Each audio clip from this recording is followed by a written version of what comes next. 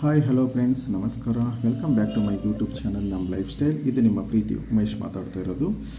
ನಾನಿವತ್ತು ನಿಮಗೆ ತಿಳಿಸ್ಕೊಡ್ತಾ ಇರೋದು, ನಾವು ಎ ಟಿ ಎಮ್ ಕಾರ್ಡ್ ಇಲ್ಲದೆ ಹೇಗೆ ಅಮೌಂಟನ್ನು ವಿಡ್ರಾವಲ್ ಮಾಡ್ಕೋಬೋದು ಅಂತ ಹೇಳ್ಬಿಟ್ಟು. It is very easy.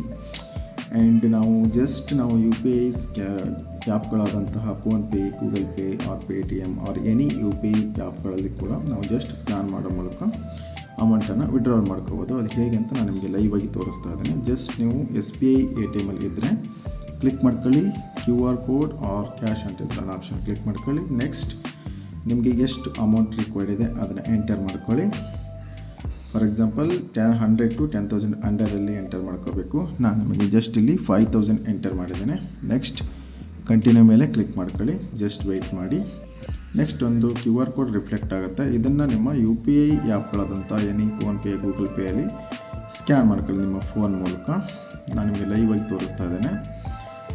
ನೋಡಿ ಫ್ರೆಂಡ್ಸ್, ನಾನು ಜಸ್ಟ್ ಸ್ಕ್ಯಾನ್ ಮಾಡಿದೆ ಅದು ನನಗೆ ರಿಫ್ಲೆಕ್ಟ್ ಆಯಿತು 5,000 ಅಂತ ಹೇಳ್ಬಿಟ್ಟು ಒಂದು QR ಕೋಡ್ ಬಂತು.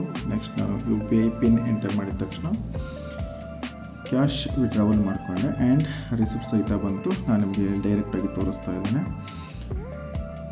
ಇಷ್ಟೇ ಫ್ರೆಂಡ್, ಜಸ್ಟ್ 2 ಸ್ಟೆಪ್ಪಲ್ಲಿ ನಾವು ಅಮೌಂಟನ್ನು ವಿಡ್ರಾವಲ್ ಮಾಡ್ಕೋಬೋದು.